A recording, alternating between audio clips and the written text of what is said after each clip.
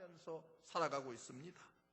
여러분, 그리고 다윗은 또 다른 한 가지 용서하시는 하나님을 체험했습니다. 시편 32편 1절에서 5절까지를 보면은 다윗은 체험에서 우러나오는 진실된 고백을 그곳에 하고 있습니다. 그 내용은 이런 거예요. 허물이 사함을 얻고 그 죄의 가리움을 받은 자는 복이 있도다. 마음에 간사가 없고 여호와께 정죄를 당치 않는 자는 복이 있도다. 내가 토설치 아니할 때에 종일 신음함으로 내 뼈가 쇠하였도다. 주의 손이 주야로 나를 누르시오니 내 진액이 화하여 여름가물의 마름같이 되었나이다. 내가 이르기를 내 허물을 여호와께 자복하리라 하고 주께 내 죄악을 숨기지 아니하였더니 주께서 내 죄의 악을 사하셨나이다. 이렇게 고백해요. 내가 범죄함으로 말미암아서 고통 중에 있을 때에 그 죄를 자복했더니 하나님께서 내 모든 죄악을 용서해 주셨다고 하는 거예요. 이 용서의 하나님을 다윗이 체험했습니다. 그래서 그는 때때로 이런 고백을 합니다. 하나님은 노하기를 더디하시는 분, 하나님은 용서하기를 속히 하시는 분. 이게 다윗의 고백이에요. 하나님은 진노는 더디게 하시고 용서는 속히 하신다는 거예요. 이게 하나님께서 우리를 사랑하시는 사랑입니다. 영국의 유명한 제독 가운데 웰링턴 제독이라고 하는 제독이 있습니다. 그의 부하 가운데 하나가 날마다 탈령을 하고 죄를 지어서 그를 이제는 사형에 처하겠다고 선고를 했습니다. 그리고 그에게 마지막 제독이 이렇게 말합니다.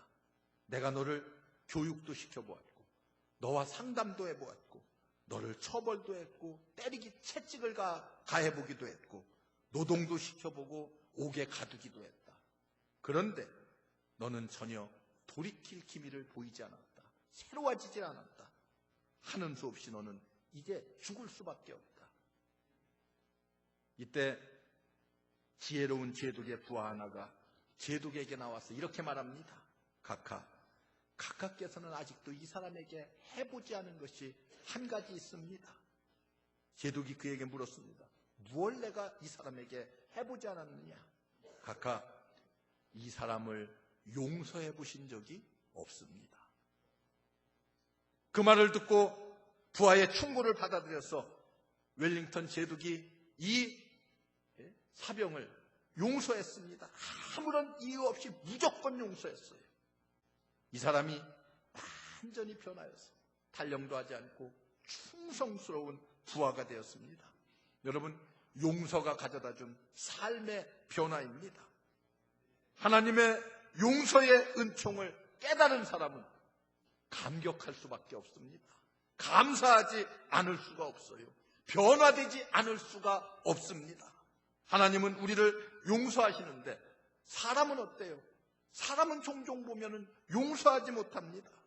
죄로 하나님의 진노와 심판과 저주의 형벌을 우리는 결코 피할 수 없다고 하는 사실을 깨달은 사람은 여러분 그 죄로부터 용서함을 받았을 때 어떻게 되겠어요? 이 용서의 엄청난 감격과 사랑을 이해할 수 있고 그리고 그 사랑에 감격할 수밖에 없습니다. 여러분, 용서는 자유를 줍니다. 용서는 우리를 감동시킵니다. 용서는 우리의 인격 속에 새로운 삶을 향하는 능력을 제공하는 원천입니다. 그래서 다윗은 이 용서의 하나님을 체험했어요. 이 하나님을 너도 알기 원한다는 거예요. 다윗은 또 한 가지 어떤 하나님을 체험했습니까? 그의 생애를 되돌아볼 때에 약속을 신실하게 지키는 하나님을 체험하고 있습니다. 그래서 여러분들이 다윗의 시편을 보면은 하나님의 신실하심을 찬양해요. 그리고 하나님의 인자하심, 하나님의 선하심을 그는 얼마나 찬양하고 노래하고 있습니까? 회개하고 돌이키면은 더 큰 은혜를 베풀어 주시는 하나님, 한 번 언약하시면은 영원토록 변치 않는 하나님, 신뢰할 수 있는 그 하나님을 찬양하고 있습니다. 여러분, 콜리츠라고 하는 기독교 철학자가 있습니다. 어떤 사람이 와서 물었어요. 당신이 믿고 있는 기독교 신앙을 내가 좀 납득할 수 있도록 우리에게 변증해 주십시오. 철학자니까 뭐 굉장한 변증이 나올 것이라고 기대를 했습니다. 그런데 그가 이렇게 대답합니다. 실험을 해보아라. 한번 그 하나님을 체험해보아라. 그러면 알 것이다. 이게 그의 대답의 전부였습니다. 논리로 설명하는 것보다도 내가 직접 내 영혼과 내 삶과 내 육체를 통해서 그 하나님을 한번 체험해보아라. 부딪혀보아라. 여러분, 그 속에서 위대하신 하나님의 사랑과 그 거룩하심을 내가 느끼고 깨달을 수 있을 것이다. 여러분, 시편 34편 8절에 보면은 다윗은 너희는 여호와의 선하심을 맛보아 알지어다, 이렇게 말씀하고 있어요. 여러분, 맛을 본다고 하는 것은 뭐예요? 음식을 먹을 때 주로 보는 것이 맛 아닙니까? 이건 체험이에요.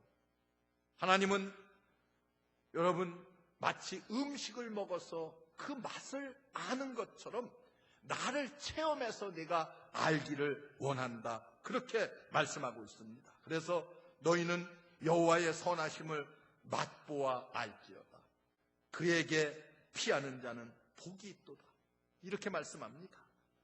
여러분, 다윗이 아름다웠던 그의 삶 속에서 이런 고백이나 이런 찬송이 나온 것이 아닙니다.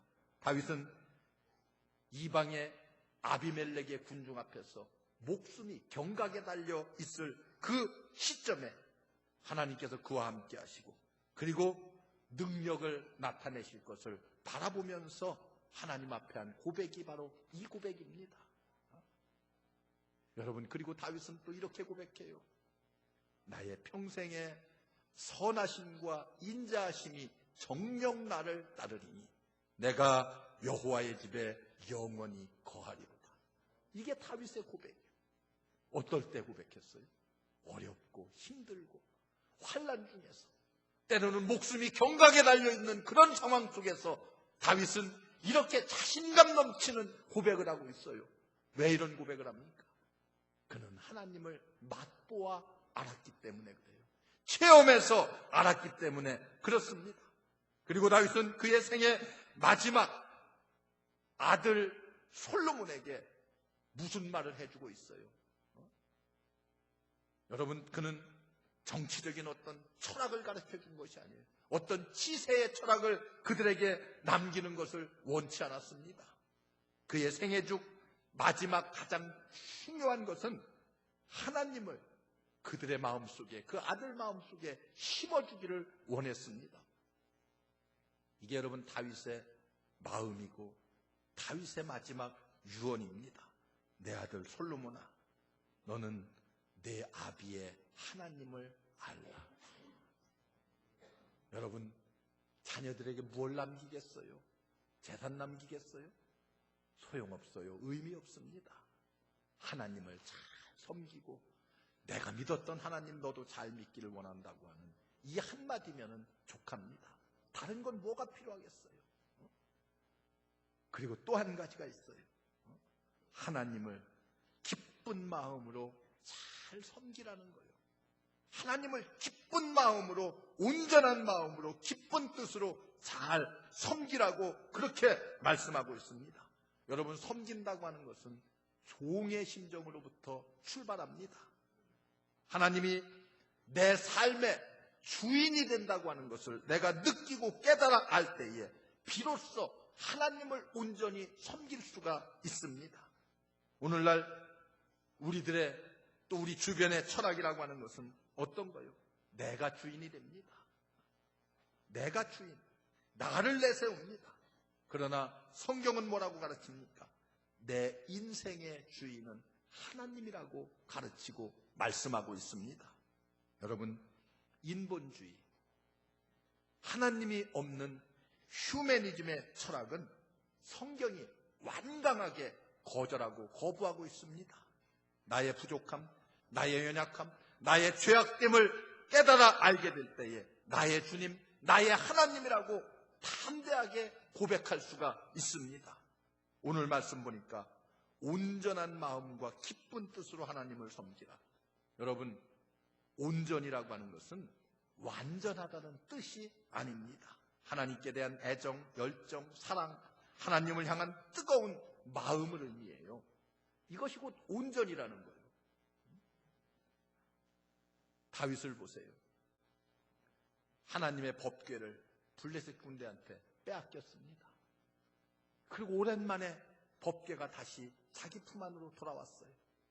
그때 다윗은 왕이라는 체면도 다 접어버리고 뛰쳐나가서 기뻐서 춤을 덩실덩실 추고 있습니다. 여러분, 이런 마음을 일컬어서 온전한 마음, 온전한 신앙이라고 말합니다. 온전하게 하나님을 섬겼다고 하는 것은 그런 뜻이에요. 미국의 위대한 전도자 무디 목사가 있습니다.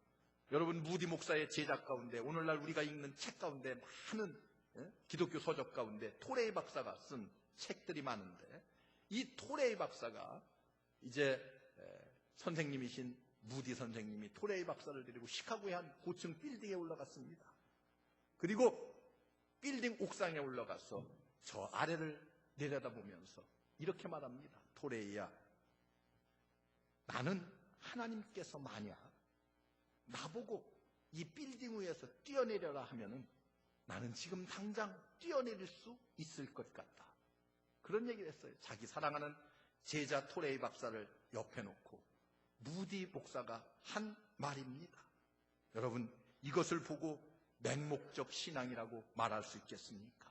온전한 신앙이라고 하는 것은 마음 깊은 곳에서 하나님께 대한 열정, 순종, 여러분, 그런 마음이 온전하게 내 마음에 있는 신앙을 이끌어서 온전한 신앙이라고 말할 수가 있습니다. 전폭적으로 자신을 바치려고 하는 마음과 사랑, 여러분, 무디에게서 그런 것을 읽을 수 있지 않습니까?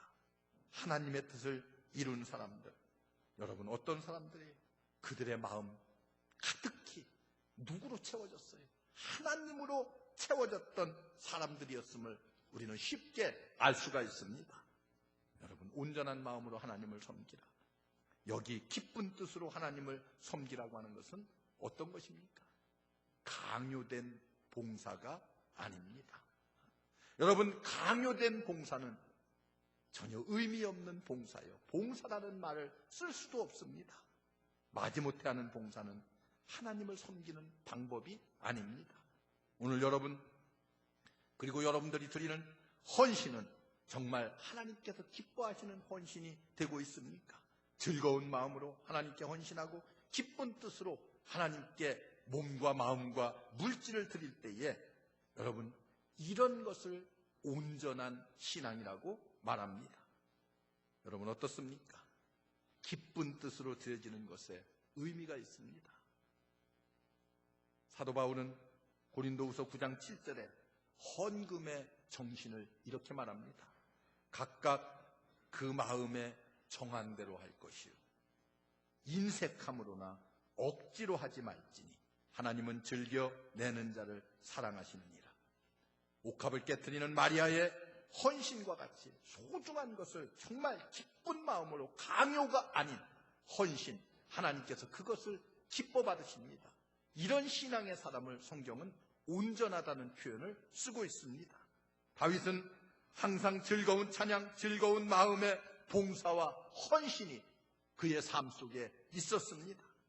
어린 목동의 시절, 양을 칠 때부터 평생을 주님을 쫓았던 다윗, 한나라의 왕으로 이스라엘의 건국의 역사를 새롭게 만들었고 자신을 자랑스러운 왕으로 생각하면서 이 왕위를 아들 솔로몬에게 물려주면서 그는 마지막 무엇을 유언으로 남기고 있습니까? 내 아들 솔로몬아, 내 아비의 하나님을 알라. 그리고 또 한 가지, 온전한 마음과 기쁜 뜻으로 하나님을 섬길지니라. 이렇게 말합니다. 여러분들은 여러분들의 후손들에게 무엇을 남기겠습니까? 다윗과 같은 위대한 신앙을 유산으로 물려주시기를 바랍니다. 우리 모두 하나님을 알고 그리고 온전한 마음과 기쁜 뜻으로 하나님을 바로 섬김으로 놀라운 기쁨과 감격과 승리가 이 시간도 여러분과 함께 하시기를 주의 이름으로 축원합니다.